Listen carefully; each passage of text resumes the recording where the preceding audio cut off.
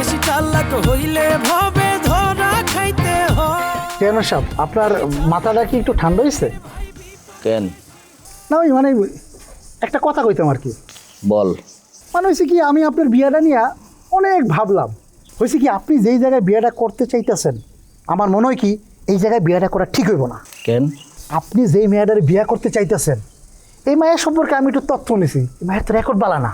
এই মাইয়া বরিশালের একটা পোলার লগে প্রেম করে, নোয়াখালীর একটা পোলার লগে প্রেম করে, আবার এই একই মাইয়া বিভাগের একটা পোলার লগে প্রেম করে।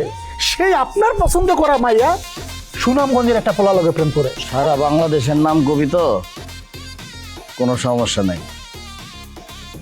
মায়ের চরিত্র খারাপ সেটাও বুঝতে পারলাম। আর কি তথ্য পেয়েছো? মেজাজ গরম, মানুষেরা দেখলে খানসায়, কথায় কথা থাপড়ায়। আর? মায়া বেশি বুঝে, অন্যরে বলদ মনে করে। আপনারে তো সে একটা উন্নত শ্রেণীর গাদা, বলদ, গন্ডার মনে করে। পাশাপাশি এই যে আপনার মাথায় চুললাই, এই জন্য আপনারা কিভাবে জানেন মরুভূমি রোড। এই যে আপনার পা ভাঙা, এই জন্য আপনারা ভাবে একটা পা ভাঙা গাটা। তুই তো দেখা যায় আমার ব্যাপারে খুব সিরিয়াস। জি চেয়ারম্যান সাহেব।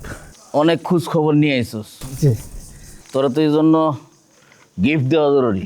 আপনি যেটা ভালো মনে করেন চেয়ারম্যান সাহেব, খুব আপনি যেটা ভালো মনে করেন। এই প্রথম একটা ভালো কাজ করলি। জি কষা একটা থাপ্পড় দিই। চেয়ারম্যান সাহেব, এইটা আপনি কেমন গিফট দিলেন আমার? ফাজিলের বাচ্চা ফাজিল। আমার এলাকার মধ্যে স্বর্ণের মূর্তি পায়া মানুষজন নিয়ে পালায়া যায়, আর তোমার কোনো খবর থাকে না। যদি আমি খালি এই মূর্তি না পাইছি তাহলে বিয়ে করে কি করবো? হ্যাঁ, বিয়ে করে কি করবো আমি? আমার মূর্তি লাগবে, মূর্তি। চেয়ারম্যান সাহেব, আপনি রাগ হবেন না।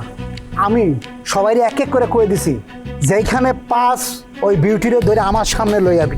বিউটিটা তোর কাছে আনবো কি লিগা? তুই কি বিউটির জামাই নাকি বয়ফ্রেন্ড?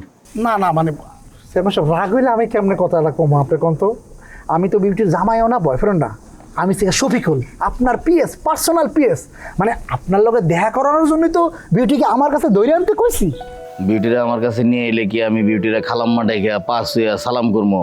আমার দরকার ওই স্বর্ণের মূর্তিটা। স্বর্ণের মূর্তি না হলে আমি এই দুনিয়ার কোনো মায়ার এই বিয়ে করুম না। আমার অনেক দিনের স্বপ্ন, আমার বাসর ঘরে আমার বউরে এই মূর্তিটা আমি উপহার দিব। কি করছে চেয়ারম্যান সাহেব?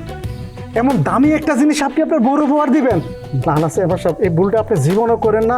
চেয়ারম্যান সাহেব একটা কাম করেন, এই মূর্তিটা আপনি আমার উপহার দিয়ে দেন, তাহলে আমার 14 গোষ্ঠী আমি হুইয়া বইয়া খাইয়া জীবনটা শান্তিতে কাটাইতে পারবো। তুই যদি আমার সামনে আর একটা কথা কস না, তোর হাত পা ভেঙে আমি রাস্তাত বয়া দেবো। তুই সারা জীবন ভিক্ষা করে খাবি।